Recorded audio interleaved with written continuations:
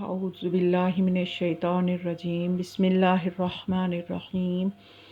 الحمد للہ الذی جعلنا من المتمسکین بولایت علی امیر المؤمنین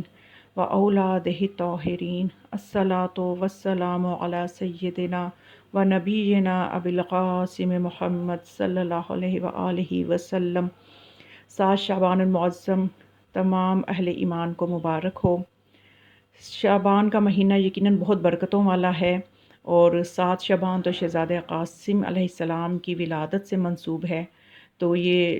7 شعبان کی برکتوں میں مزید اضافہ ہو جاتا ہے۔ شاعر کیا خوب انداز سے کہتا ہے، شعبان کی ہے سات ہوا ظاہر خدا کا راز، شعبان کی ہے سات ہوا ظاہر خدا کا راز، ابن علی کے گھر میں آیا پنج تن کا ناز، قاسم کو دیکھنے کے لیے تھے انبیاء بیتاب، صورت میں یہ علی ہے عباس سا انداز۔ تو جناب قاسم علیہ السلام جو ہیں، یہ وہ بابرکت شہزادہ ہے کہ جن کی تربیت جو ہے ایک جملے سے ہی جناب قاسم کا پتہ چلتا ہے کہ کن معصوم ہاتھوں میں ان کی تربیت ہوئی ہے، کہ جناب قاسم کم سنی میں مصیبت و علم میں گھرے ہوئے ماحول میں ایک ایسا جملہ کہتے ہیں، ایسا عرفانی کلام کرتے ہیں کہ اس سے قیامت تک بھی اس عرفانی جملے کو دنیا سمجھ نہیں سکے گی۔ کہ جب چچا پوچھتے ہیں کہ بیٹا موت تیرے نزدیک کیا ہے، تو جناب قاسم فرماتے ہیں احلی من العسل، کہ شہد سے بھی زیادہ شیریں۔ تو ایک کم سن شہزادے سے اس طرح کا جملہ ان کے زبان مبارک سے نکلنا ان کی تربیت کے بارے میں بتاتا ہے کہ کس معصوم آغوش میں، کس پاکیزہ آغوش میں تربیت پائی ہے۔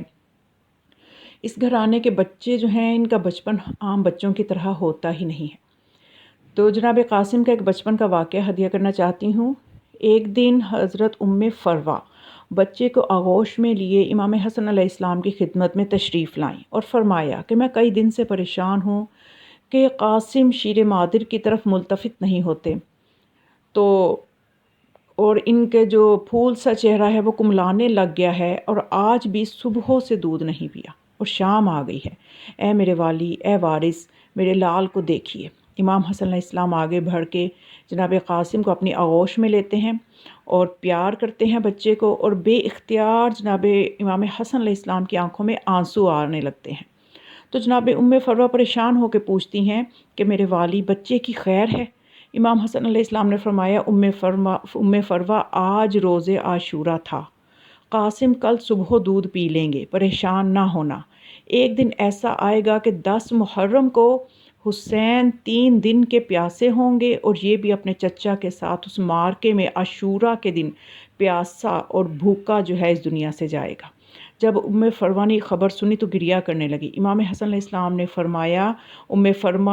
فروا وہ دن آل محمد علیہ السلام پہ بہت سخت ہوگا،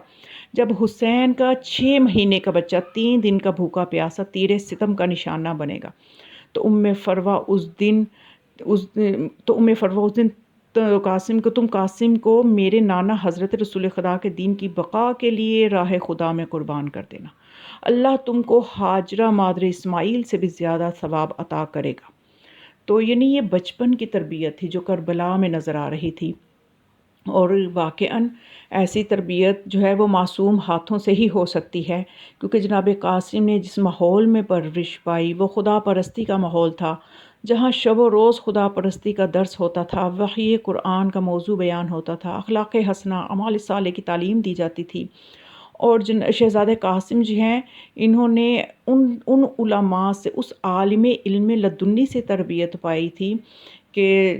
جو ان کے چچا وہ بھی عالم علم لدنی، ان کے بابا عالم علم لدنی تھے، تو ان سے علم سیکھا تھا۔ اور پھر جناب جو ہیں قاسم علیہ السلام جو ہیں،